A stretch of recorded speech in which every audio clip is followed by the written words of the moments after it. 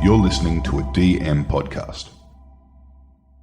Welcome to Over the Back Fence. I'm Di Edwards. I'm Nicola Dale, and we're buddies of nearly 4 decades. And yes, we actually do happen to share a back fence. We do.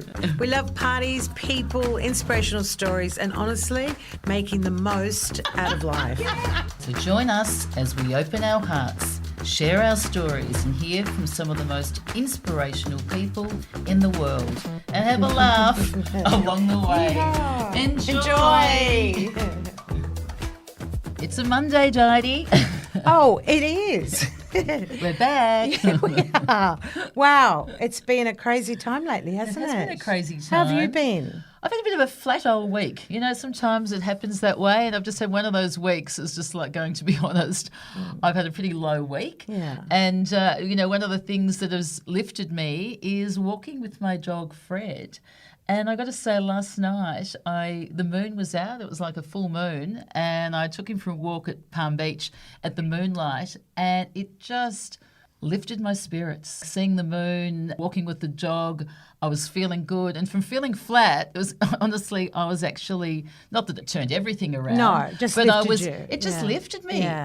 And then I came back and I thought, isn't it incredible, those things? So I think sort of other people listening, you know, when you have moments in life, which we all do, of good times and bad times, that certainly helped me. So anyhow, what about you? Yeah. I hope you've had a better week than me. Oh, I just went away with the sisters up to Hamilton Island, and it was just the opposite. It was like a laugh Yahoo! fest. Yeah, just reconnecting with my roots and my family, and just sisters on tour. Dangerous, really.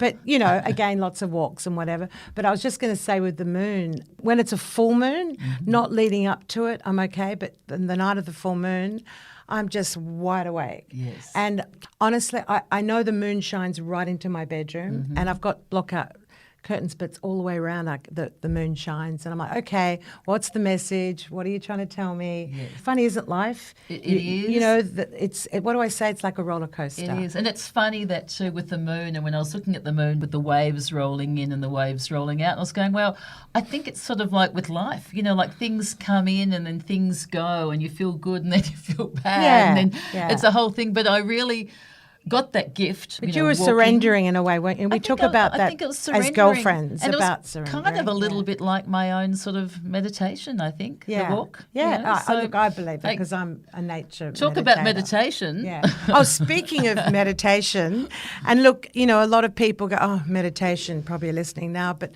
you know what? I believe a lot of people, when they talk about meditation, they just don't understand it. And today we're going to get a little bit of an insight. We have the most amazing guest, someone that I met a while ago and Nicola's met previously, Gary Gorrow. He's an Vedic teacher, a Vedic meditation practitioner, mind coach. He works with celebrities, executives and sports teams, and has a world-renowned retreat in Byron called Soma, which is extra special, which I'm very lucky to say that I've been to. Gary's worked with thousands of people from all around the world and in all walks of life. His passion is to empower people with simple techniques that can tap into their inner stillness. Gary's going to inspire you, all of you, to radiate your own light back into your lives. We'd just love to welcome a beautiful soul, Gary. Woohoo, Gary, welcome to the back fence. For having me. Finally. It's a big call. You got to live up to that now, Gary. So, Gary, tell us a little bit about yourself and mindfulness and how you got into all this. And what is it? I think the definitions are very broad and they Right. seem to be changing, and it's different for everybody. And mindfulness, you know, was something that was invented by a Westerner, and the Buddhists never used the term, or didn't exist. So it was sort of a neology that came from a Western Buddhist. But I think it's a really wonderful term or phrase. And mindfulness is pretty self-explanatory. It's really about being present and connected to whatever it is that you're experiencing, whether it's food, walking, work, you know, having sex, playing with your dog, reading, eating a meal. Because how many times have, you know, we hoofed a meal down and we can't even remember what was on the plate, you know? So we can do things mindlessly. So mindfulness is, I'd say it's like a distinct practice to meditation. For me, I regard meditation as being something which is predominantly an eyes closed experience, and mindfulness being an eyes open experience. Oh, wow, that's good, isn't it? I don't think I've heard it like that. That's in simple terms makes so much sense to me. Mindfulness is really about paying attention to life, being present at the wheel. And meditation is where you close your eyes and you really learn to go beyond your usual boundaries, go beyond your mind stuff, time, your physical self, and tap into that unbounded aspect of you, which we often don't even realize exists in us. It's as St. Francis of Assisi said, what we're looking for is the thing that's doing the looking. Or as Jesus said, I am the way, the truth, and the light. No one gets through the Father except through me. And when you translate that in its original text, I am the way and the truth and the light, it's the I within the I, the spirit within the individual, ego structure, or within the personality, or within the person, the spirit within the body and mind.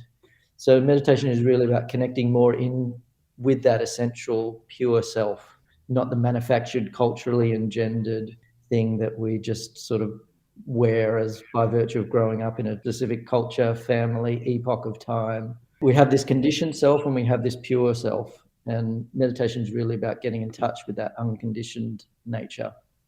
Oh, I love the way I can listen to you all I day. know. No, it's honestly, when I listen to you speak, Gary, truly, you just make a lot of sense. Sometimes I know you use the term woo-woo, but sometimes people waft off and go, I can't relate to that. But you land all that woo-woo, I believe. So on that note, I just want to say, you mentioned, I was listening to some of the podcasts you've been on, you mentioned that you've felt your way through life. Tell us about your life and how it led you to being enlightened. I wouldn't know how enlightened I am, but You bloody well are. Is it a life process? Look, there's a light around you. I think I'm certainly further along than when I started. I personally see enlightenment as like an ongoing process. Yeah. I don't think you ever arrive. There's something that is kind of unfortunate about the human mind and brain, is that it has this very unique capacity to normalize things and therefore no longer find magic in them. For example, someone's craving new house, new car, new partner, new bag, new position in a workplace or whatever, or a new bank balance, and you achieve that, and it gives you this elevation for a period of time, which could be hours, days, weeks maximum. And then before you know it, it's just another job, or it's just a house, or it's just a pair of shoes. And after a while, your brain just says, yeah, that's normal now. So the similar thing with misery and enlightenment, you just seem to become acclimatized to the state you're in. So often an enlightened person wouldn't know they are that, or, an ignorant person wouldn't know they are that. And I think it's by virtue of contrast that we start to get more and more in touch with, where we're at, or who we are, or what our baseline level of consciousness is. That's so interesting, isn't it?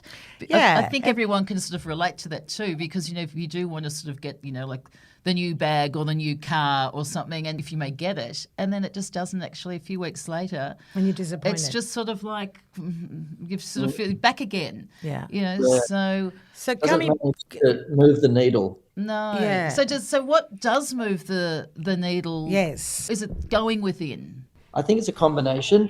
I reckon part of the process is we need to learn to live inwardly. Yeah. Meaning we need to enliven the inner life. Yeah. And you can think there's inner life and there's outer life. And when they unite, you have what's regarded as being the 200% value. That's great. Maharishi was a big teacher of that. He said you need 100% outer and 100% inner. And we know a lot of people who have one or the other and not both. Yes. We know a lot of really wealthy people who we idolize and put on pedestals, but if you spend time with them, they're on antidepressants, or they're miserable, or they're overwhelmed and stressed out, and they're not enjoying the bounty of what they have on a material sense, or they're owned or consumed by their possessions. And, often we think, I'd love to be, celebrity or whatever, and you think they can't go down the street and buy an ice cream or go anywhere in public. Like, it's almost a curse. The Beatles used to describe it as being saddled by fame, just being weighed down by this burden of notoriety. And then there are other people who I guess are more invested on the spiritual path, but they find like they're struggling to pay their rent, or they can't provide for their family, so they're kind of burdened by the financial pressures that are part of the material reality of life. So for me, I think it's about really learning to master the inner game and also mastering the outer game, and learning to play within those dimensions and having that mutual fullness. Oh my To me, goodness! I think that's one of the best things I've ever heard. No, it's just, as I said, he anchors it for Honestly, in reality. Like when you say It's the just inner so work, true, the isn't inner it? work being meditation is a starting point to take you on that journey for Yeah. toward the inner But I work. also like with Gary, how you're saying too, you need the outer work as well, because you're sort of saying if you're all spiritual and you're just sort of Yes. going meditating all day, you can't pay the rent. You've got to Yes. get in the real world. 100% out, 100% in. It's that yeah. real balance there. It's true. And do we flow between the two? Well, I think they should flow as one, because we have this idea that Right. there's spiritual life and then there's other life. Yeah. And you realize they're actually holding hands at all times. Oh, wow. And I think the most lessons we learn and the most spiritual growth we attain is through going through the fire of life. Yeah. Being broke, having a breakup, getting lost, not knowing your purpose, losing a loved one, being fired, having a business that you have to manage. Like all of these things stretch you exponentially and make you grow. So it's like this school of life that wants us to evolve. And meditation is this wonderful act where you can go within, and it's this kind of incredible way to reset your body and your nervous system and expand and cleanse your mind. And then that gives you a really good position to operate from in the world, where you have more resilience, you have broader comprehension and understanding, and you've fired up all of your cognitive abilities. And I think you're just more adaptable when it comes to the demand load that life places on us, and you can have a broader perspective because you're not so caught up in just moments. You've got a much more vaster perspective of who you are, what life really is. So I think there has to be like this redefinition of what spirituality is, because some people are terrified of that word and they think God and church and all of these religions. But if you look at all of the indigenous cultures, like very, very different. It was about living a life of connectedness. And I think for me, that's what spirituality is. It's where you're connected with yourself, and being connected with yourself, you connect to a different energy of life. You can connect with other people. You can connect more with the beauty and the divinity that's hidden in every moment.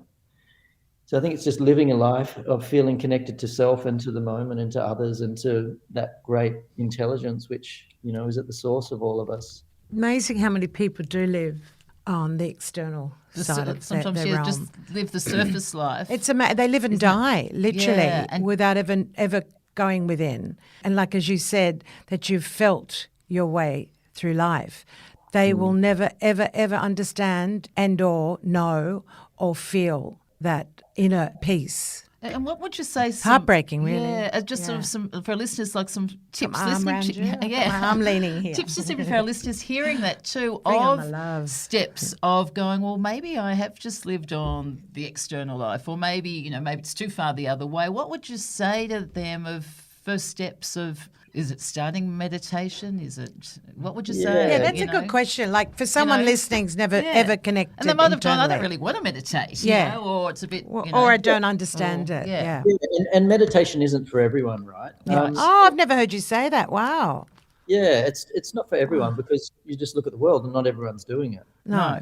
But I would say the experience of being connected to your spirit is for everyone. Yeah, there you Right. go. Okay, That's that was great. good to identify that. That's good. Yeah. If people actually had that experience, they would say, oh, I get it. Yes. You're having this felt experience of connectedness, of oneness, of tapping into that deepest, richest place in you, which then connects you to everything else. So one of the things, because meditation is designed to ultimately confer a spiritual experience. There are other ways to get there, whether it be doing a holotropic breathwork session, or doing psychedelics, or other practices. There's loads of other techniques and practices. And what they do is they open you up to these non-ordinary, expanded states of consciousness.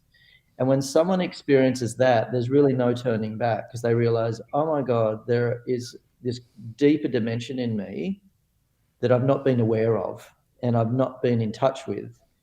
And I think having an experience like that changes everything, and it really puts someone on a new path or a new trajectory, and it gives them a new sort of position within, the universe of, they're like, okay, I should incorporate more of that into my life or into my reality. And so I think the more people who can have those experiences or epiphanies or awakenings, the better, because you can't ignore what you know or what you've directly experienced. It's funny how sometimes when it's in your lowest moment in your life, when you're going through trauma, where the irony in all of that is that can be your greatest learning, your greatest moment in life, which is quite ironic, isn't it? Yeah, that's kind of that expression, like one of the best teachers is, empty pockets, broken hearts, and, failed dreams. Yes, yeah. Because a big part of why human beings suffer, and you got to think that was one of the major quests of the Buddha, is what is the cause of suffering and how do we get people beyond suffering? And so then it's important to understand what is the cause of suffering. One of those causes is attachment. So if you look at attachment, it could be to a position you have in life, a job, a certain number of followers or number of likes, or a certain position you might have within a family or a corporation, what things you might own, all of that. But if any of that changes, then you notice suddenly this person is just living in a state of, deep despair. So it's because of our attachment to that thing that we suffer and we feel so lost. So according to Vedic view, there's 5 causes of suffering. One is attachment. Another one is aversion. So you avoid things because you're afraid of them. That creates suffering. And then there's egoism, fear of death. And the 5th one is because we're disconnected from the self, which is our essential being. And the funny thing is that it says that 5th one is the cause of all the other 4. Oh, really? Wow. So if you're connected with your inner being, then you won't have attachment or aversion, because the thing comes and goes and you still feel like, but I'm okay.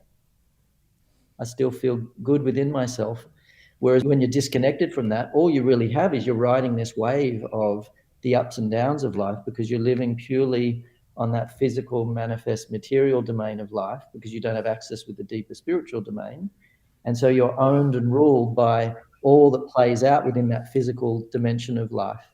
And when I heard you at the start of the thing saying, there's one of those things, Yeah.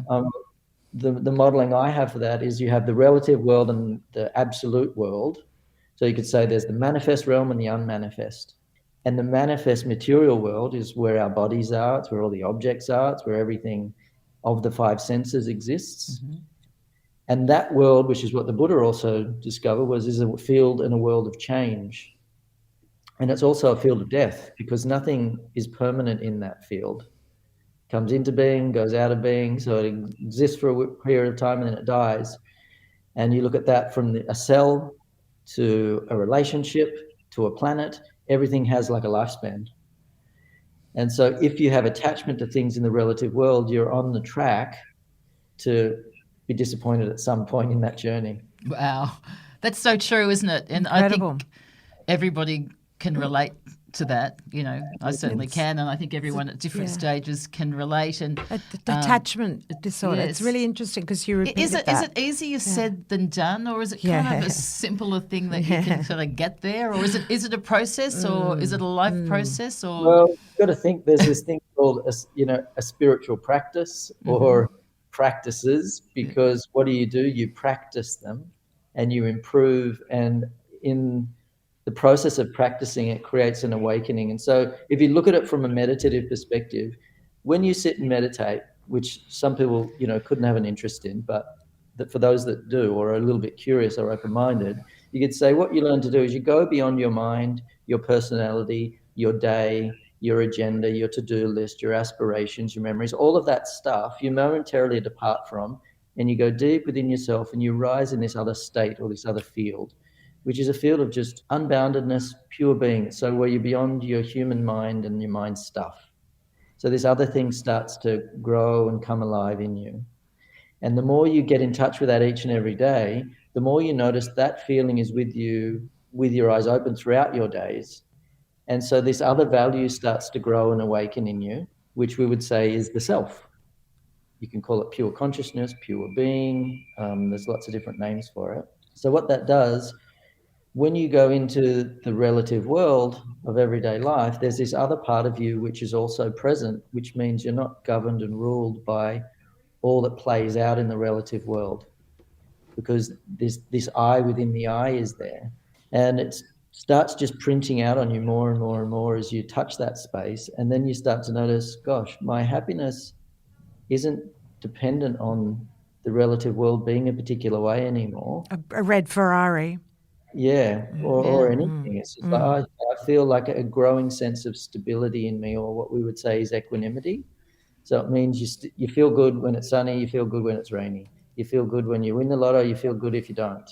You feel happy if this thing happens or even if it doesn't. Like, it doesn't have this massive weight or gravity anymore. You still feel things in the relative, but you don't drown in it anymore. Because You don't drown in it anymore. That's a really great thing, and I think a lot of people can learn from that. You're in the flow of the river, not drowning. I love that. Imagine like you just get lost, we get disidentified, because there's this old quote, it's sort of had lots of different authors, but it's this idea that you're a spiritual being having a human experience. And not a human. I love that one. It's one of our favourite quotes, isn't it? Yeah. Gary, can you just repeat that? Because I think this is really pertinent to what we're talking about. You're a spiritual being. Yeah, having a human experience. Having a human experience, not the reverse. Exactly. Yeah. Exactly. You're not a human being having a case. Yeah. If you look at what the truth is, we incarnate, we move into flesh, which is what incarnate means.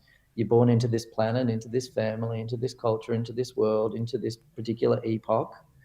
And so much of that defines and shapes how you experience reality. But the ultimate reality is we're these unbounded spirits, just moving into the limitations of human form. And that's part of the beauty. So a spiritual person knows they're in this dream, they're in this game, they're in this play of life. It's like someone who goes into a cinema. If the film's really good, you forget you're in the cinema and you get lost in the film. But if it's just a film, how scared do you get? That's true. How worried, how lost do you get? How much do you get overwhelmed by what's playing out in front of you? So a spiritual path opens you up to being more aware that, you're in this game, you're in this play, you're in this wonderful journey. And, it's not so like disastrous anymore. You realize the relative world, its nature is that it's a world of contrast, of light and dark. And you're going to have good days and bad days on the relative world. You're going to have victories and you're going to have loss, and you're going to have gain, you're going to have sorrow. All of that stuff is part of that field. And if you understand that's its nature, then we can be more accepting and we can be more playful in it. So I think that's part of the advantage of having a sadhana. Sadhana means like a spiritual practice, something, and if you remember what spiritual means, it just means getting in touch with your essential self. So you have a practice of some kind, which is getting you in touch and reminding you and embedding you in your true nature. It's a way different journey. Oh, you're explaining it so well. I was going to say, what would be a simple practice for somebody at home who's got a busy life and probably hasn't got time to go to things? Just a simple thing. Is it to do some breath work in the morning, or what would you suggest? I know everyone's different. Let me guess. It might start with M. But because you're just saying it's not for everyone, but just people listening, what would you, just sort of something simple and real that we could sort of just help along the way, and then you can get further into it.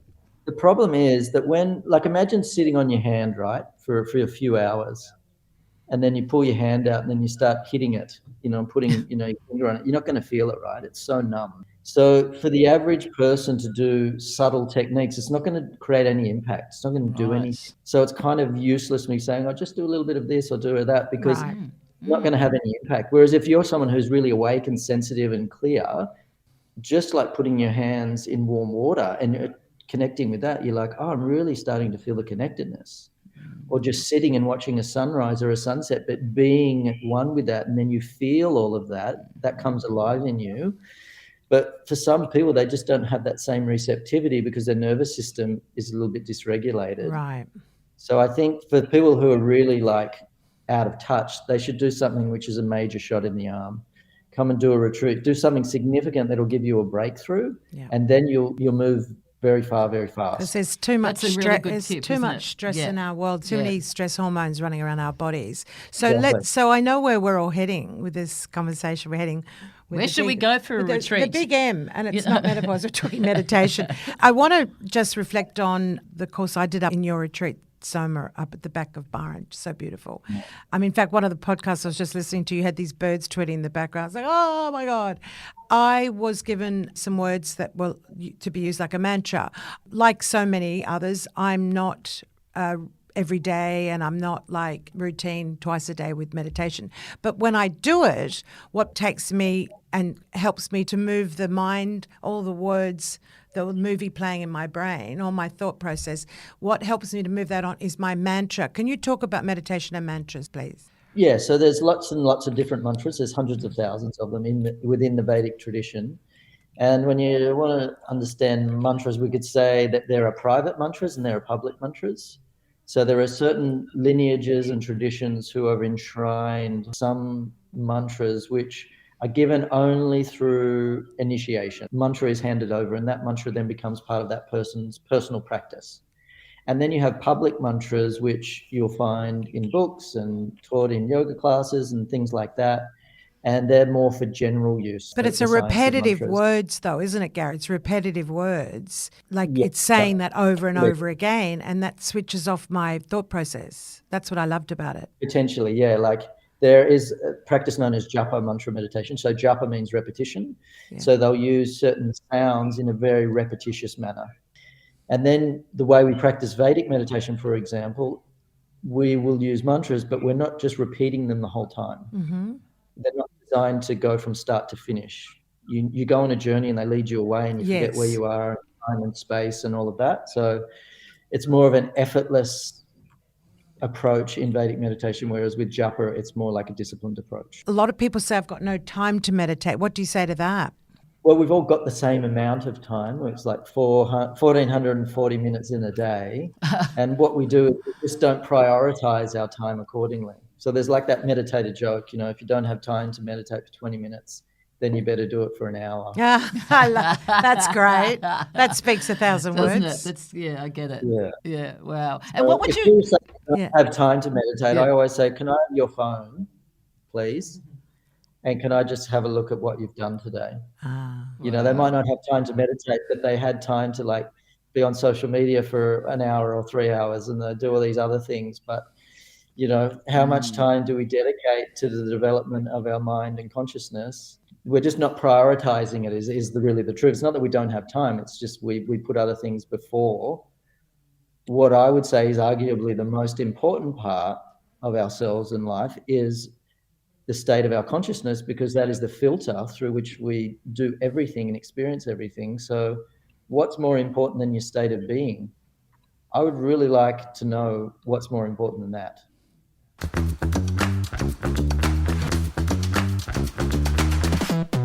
I just want to throw this one out there. Why do you think humans retain so much negativity in their minds? Well, it's a very good question. There is some science, and I don't know if I agree with it, and I'll probably, get a little bit of flack for that. But it's saying that basically the way human beings are wired is we pay more attention to negativity than positivity, basically because of a survival mechanism. So if you're in nature and there's danger, we really need to register that and become highly conscious and alert and wired for that to protect ourselves and sustain ourselves. I think it's more that we're wired for love and we're wired for positivity, but there are certain things which strike the nervous system and can influence the mind. And then we're bombarded by that, frankly, in our culture all the time. Yeah. And so that's become the predominating theme of our society. Is you look at what the news is dedicated to, it's basically all negative. Yeah. And I used to be a journalist, so I know this. You focus on negativity. It's what you become hyper alert to. And if it's not there, you try to manufacture it, or you'll do a spin on something. So you got to think most of the media that people are receiving is oriented towards highlighting the shadow of life. Shadow of life. And then you look at a principle of Vedic science is that our consciousness begins to identify and become that which is predominantly exposed to. So I think human beings, we have negativity because it gets infiltrated, it gets broadcast, and then because within ourselves start entertaining it. So there's this beautiful teaching within the Vedic tradition, one that sort of stood out for me a long time ago. And often the Vedas are written in song. which is a really interesting concept, because you can never recall a book that you've read, right, word for word. But I would say every person listening to this would have literally thousands, if not tens of thousands of songs stored in their memory. I could just start to sing one line of the Beatles, and then you would start to be able to sing what comes after it. And I could pick almost any Beatles song So true. or any other song. So they discovered the Can't buy rishis. me love. Yeah, the rishis figured out that if you codify knowledge in a melody, people retain it. It's just the way the human brain works. I don't know where I was going with that. Well, I tell you what, We're talking about negativity. I love the way you Di take certainly it, loves Gary. loves the sing We were doing a Beatles song. I know. You're talking my language, Yeah, but singing. But I think you answered that really well though about sort of Go, why we Gary. are so negative. And I was saying we love a song. I said can't buy me love, and No, you've I was about actually to sing. I thought, no, zip it. mentioned the Beatles twice. And it's funny, I went with my mum when my father had died. As sort of we went on a first sort of like spiritual retreat. We went up to She's Rishikesh. deflecting you, Gary. You know that. Rishikesh. But that was, and my mum had never sort of entertained any of that sort of area. She was saying, I don't do spiritual stuff, whatever. Nicole's mum was quite conservative. Yeah, and anyhow, but she was very open to going there, and it ended up, it was the most incredible experience. But that's also where the Beatles, I believe, sort of found their enlightenment in Rishikesh. And it was the most incredible 2 weeks of our life, really. And, we were doing yoga, we were doing breath work, and there was, you're looking at sort of the Ganges River flowing. There was sort of the clouds, there was monkeys in the trees, and it was the most incredible experience. And for my mum and I, it was a healing experience, and it did start the awakening process. But I think it's sort of a life process. You sometimes can hop in and out of it. And Mum, what did you end up saying? Yeah, well, Mum ended up, when we sort of said goodbye, and then she actually said to me, Nicola, when you left, she turned around and looked at me and she said, I saw an aura around you. Which is incredible. And I was going, that was for her mum most to say that. conservative, like Melbourne woman who wasn't into any of that sort of beautiful. all this sort of, woo-woo stuff or whatever. And that was real. And so have you, obviously, is that where it all started or began, Gary? It didn't begin there. I learned in Sydney, Australia, but I certainly spent time in Rishikesh. And the thing about India is it's very, very different to most places in the world. I'd say it's one of the most unique places on the planet, where what they've enshrined into their culture so deeply, it cannot ever be removed, is this divine value. So they really have this connection to spirituality, to being oriented towards God and goodness and this greater power. And what you see in their lives is all these rituals and this constant celebration of the divine. And anyone who's read into any of the science, you discover that an atmosphere is created and measurable and tangible when something has consistently been done. And you have some of these temples where ceremony's been going on for hundreds and sometimes thousands of years.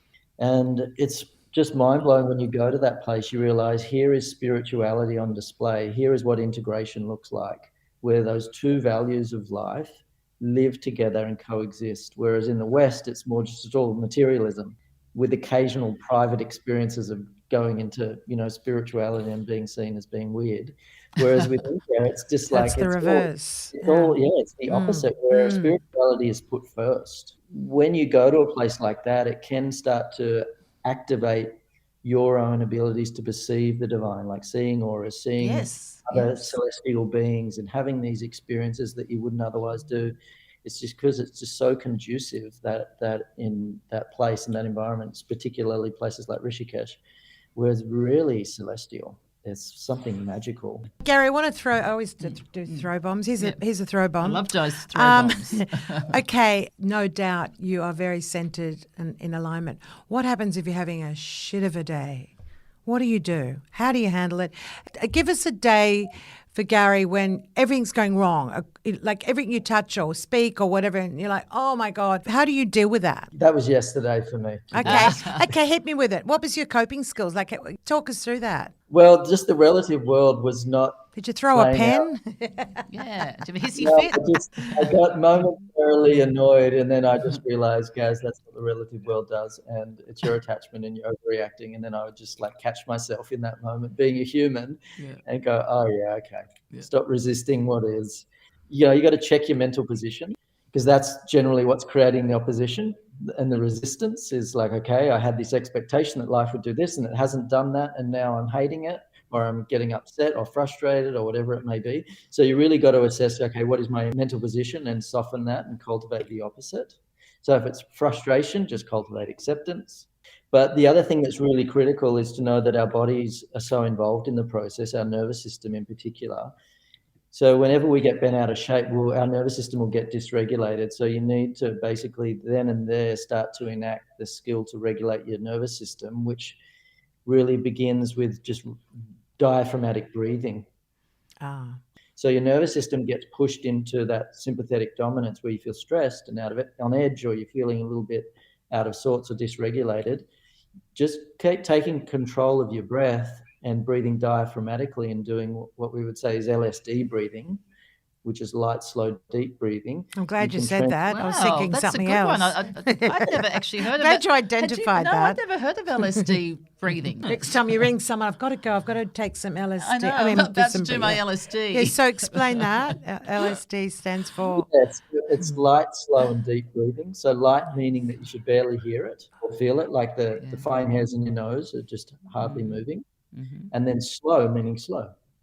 And then deep, not meaning a big, deep breath where you're inhaling massive volumes of air, but breathing from a deep place in you, like from deep within the belly. Yeah. And you want to feel your ribs expanding outwards, especially the lower ribs. And that will indicate that that person's breathing diaphragmatically, and that will automatically start to activate your parasympathetic nervous system, will bring you back into a state of rest, relaxation, and homeostasis. And then if you're doing those two things where you're regulating your nervous system and you're paying attention to, you know, your psychological positioning, then you've got a good way to balance and harmonize yourself and stay adaptable in that moment and learn the lessons and do the inner work and start to just tweak your software and realize, oh, I'm getting stressed because I'm getting impatient, which means I've got an attachment to time or things happening the way I want them to be, and I'm being too fierce and I need to just be more flexible or agile or whatever it may be. Like whenever you react, you just realize, okay, that's a wonderful opportunity for you to know yourself better. Love that. I love that. This is, best tools and advice. Yeah, suffering's the best teacher on the planet. Wow. So whenever there's some form of suffering, you realize, okay, this is what mindfulness is, paying attention in those uncomfortable moments and realizing, as Osho would say, you are your heaven and you are your hell. So if you're experiencing hell, it's because something in you has created that. And you have the power to actually change that or transform that or soften whatever that position is which is creating that discomfort. And that's really the definition of, you know, someone who's doing the work. You're not just sort of sitting and meditating and getting blissful. You're also doing the work in those other occasions where life's challenging you or something's awakening in you, and that makes your spiritual practice more complete and more holistic. So it's the inner work and the outer work. Gary, thank you so much for sharing that. I think a lot of people are going to get a lot. I gained a lot from it. I was breathing wrong. I know, certainly. And also, I sing. I feel good when I sing. Is that a similar thing with the breathing? I think we should have a little Beatles sing along at some stage. Using the diaphragm. Right, Gary likes the Beatles. Well, yeah. You know? Oh, look, you want me to break it? I think Gary likes. I'll send you a But I just tape think also, of me Gary, singing just Beatles. when you said, because sometimes people say, just breathe. And you go, I don't feel like just breathing. Yes, You know, like, you react to that. but when you like that. Yeah. But it's such a great It's thing timing. to hear you say that, because it actually is the simple truth that it is the breath. And it's like we don't live without the breath, and it's sort of coming back to that. And it the all consciousness starts of with the that. thought process, And then yeah. with that, the consciousness. Yes. And then the lesson going, well, hey, if I'm upset about that, well, look at myself. And to Why take am the I ownership reacting? of it. Yeah, It's because true. a lot of people point at going, well, they've done this Yeah, or you're they've so done that. right. I agree. And they won't take it. Whereas Yeah. ultimately, I guess you got to step back and look within and go, well, you know, what's my plan? Yeah, let me take You know? responsibility for that.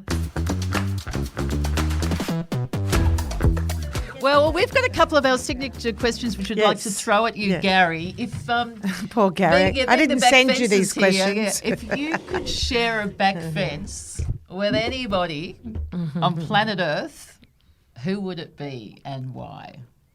I think I do it now. It's just nature. Yeah. Just nature. Just nature. Oh, that's sort great, of, isn't it? I mean, they're all yummy from every guest, but that's just, that's blown a lot Well, of our the back water. fence is in nature, isn't it? It is. Yeah. It truly is. That's it's like beautiful. listening to it's tuning into nature. yeah. Yeah, that's you nailed that. Well done, Gary. You get 10 out of 10 for that. The next question, if you had the opportunity of saying something to your 20-year-old self, what would you say and why? I don't really know. I just say, just enjoy every moment. Just don't forget to enjoy the journey. Enjoy all of it. That's what's really So, living in the present, huh? Like Find the joy. Just be in the joy of it, and just there's no mistakes. Just enjoy the ride. just digest it. There's no Simple. mistakes. Just enjoy the ride. Yeah, because when you're 20, you're questioning a lot, aren't you? Should I? Why? How? Oh, that. They're annoying me. That person there. Just enjoy the ride. But we're also trying to get somewhere, which is a fundamental error, a fundamental mistake we make, because all we have is the ride, is the journey, and we're here for the journey. We're here for the ride, for the experience. And so I think we kind of forget that, and we try to be someone else or be elsewhere, or we negate certain things, or we try to fast forward or strive to be somewhere. And as we know, when your mind gets there, it wants to be somewhere else. So I think it's just really enjoying the show. Enjoying the journey. And you know what, on that note, it's like what with my transition in my life, I went from controlling to surrendering. Yes. And surrendering sounds like you're letting go of the wheel, but you're not. You're actually not. That's in my opinion. I mean, I don't know how you'd reflect on that, but it's Gary, that's for where I another found my hour on, peace. I'd love to talk to you about another hour about surrender, which I'm talk sure to you you for could be. 2 weeks. But I talk about when you mentioned joy. Well, it's been an absolute joy Yeah. having you, Gary. We are just, absolutely honoured, And I'm booking in to She Soma. is. I'm Yeah. booking in, and for our listeners, Soma's really unique. good. Yeah. But I guess there's lots of Beautiful. great retreats. If you We'll can't put go to everything up on Soma, our notes about which is- future But retreats thank coming you out. so much, Gary, and thank Yeah. you for all our listeners. Thank you for know, being a beautiful and- gift to the world too, and I Gary. hope Thank that you. another- Your service is Yeah. pure joy. It what is you give pure the joy. world. It is Thank pure you. joy. And you've certainly, I'm sure all our listeners would have got certainly a hell of a lot of that, because we have. Oh, my God. So thank you for listening. Yes. And don't forget to rate and review. And we always do like a little thing of how many stars you can get, Gary, because on the thing, we love people to rate and review, and there's Yeah. 5 stars. And sometimes Di goes over, or sometimes you have to DM. So I want to put you on the spot with Well, Gary. You've been to Soma. What we shall he want get? 5, but I'm thinking 9 Perfect Strangers, the film that was made up. And so I want 9 out of 5, right? Does that make sense, the maths there? Good, done. I think that's Aim good. With high. 9 without any attachment. Higher intelligence. Thanks, Gary. So Thank much. you. That was amazing. Thank you.